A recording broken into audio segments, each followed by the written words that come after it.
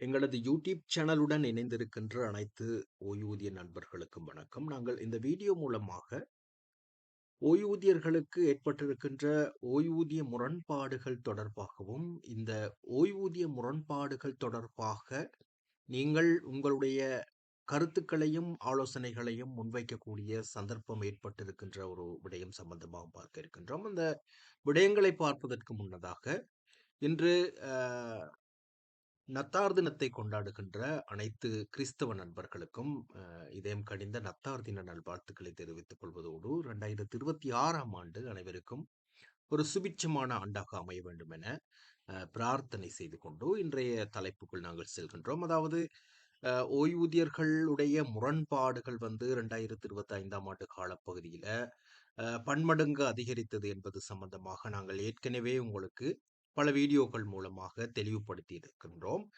இதுல 2024ஆம் ஆண்டு காலப்பகுதியில 76,690 ரூபாய் சம்பளம் ஒன்றை பெற்றிருந்த ஒருவர் ஓய்வு பெறுகின்ற போது 65,186 ரூபாய் அல்லது அதனை அண்மித்த ஒரு ஓய்வூதிய பெறுவனவை பெறுவதாகவும், அதே போன்று 2025ஆம் ஆண்டு காலப்பகுதியில் ஓய்வு பெற்ற அதே சேவையை சேர்ந்த அதே தரத்தை உடைய அரச ஊழியர் ஒருவர் 1,04,520 ரூபாய் அடிப்படை சம்பளத்தை பெற்று, இதன் அடிப்படையில் அவர் ஓய்வு பெறுகின்ற போது 1,14,342 ரூபாய் முதலாவது ஓய்வூதிய பணமாக பெற்றுக்கொண்டதாக கூறப்படுகிறது. இதன் மூலமாக 49,156 ரூபாய் வேறுபாடு, ஓய்வூதிய வேறுபாடு, முரண்பாடு ஒன்று ஏற்பட்டிருக்கின்ற ஒரு சூழ்நிலையை ஒரு ஓய்வு பெற்ற அரச உத்தியோகஸ்தர் என்னோட கலந்துரையாடும் போது கூறியிருந்தார். இந்த தொகைகளில் சற்று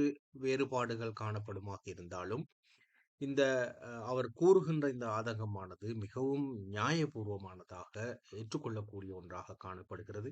எனவே ஒரு குறுகிய கால இடைவெளியில், ஒரு நீண்ட காலம், ஒரு 10 வருட இடைவெளியில் இவ்வாறான முரண்பாடுகள் தோன்றுவது யதார்த்தமானது. ஆனால் ஒரு குறுகிய கால இடைவெளியில் இவ்வளவு பெரிய முரண்பாட்டுடன் ஓய்வு பெறுகின்ற போது முன்னதாக ஓய்வு பெற்ற அரச ஊழியர்கள் பெரிய அளவில் பாதிப்புக்குள்ளாகிறார்கள்.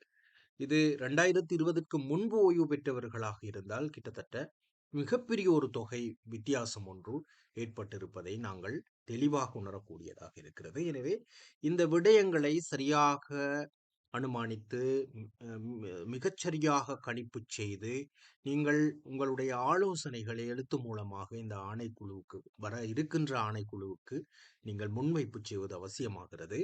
நீங்கள் இந்த ஆணைக்குழுவுக்கு இவற்றை முன்வைப்பதற்கு முன்னதாகவே கௌரவ ஜனாதிபதி, பிரதமர் போன்றோருக்கு இந்த நிலைமைகளை தெளிவாக குறிப்பிட்டு சிங்களம் அல்லது ஆங்கில மொழி மூலமாக முறைப்பாடுகளை சமர்ப்பியுங்கள் என்ற ஒரு ஆலோசனையும் நான் உங்களுக்கு முன்வைக்கின்றேன். ஏனெனில் இந்த ஆணைக்குழுவை நியமிக்க போகின்றவர் ஜனாதிபதி. எனவே ஜனாதிபதி அந்த ஆணைக்குழுவுக்கு பொறுப்புகளை வழங்குகின்ற போது இது தொடர்பாக கூடுதலான கவனத்தை அவர் செலுத்தக்கூடும். எனவே நீங்கள் இது சம்பந்தமான ஆக்கப்பூர்வமான, ஆதாரபூர்வமான தகவல்களை திரட்டி வைத்திருங்கள். எனவே உங்களுக்கு அது மிகவும் பயனுள்ள ஒன்றாக காணப்படும். உங்களுடைய ஆலோசனைகளை இந்த ஆணைக்குழு நிச்சயமாக பெற்றுக்கொள்ளும். எனவே இவ்வாறான ஆதாரபூர்வமான பல தகவல்களை நாங்கள் பல வீடியோக்கள் ஊடாக உங்களுக்கு வழங்க இருக்கின்றோம். இது ஒரு ஆதாரம்.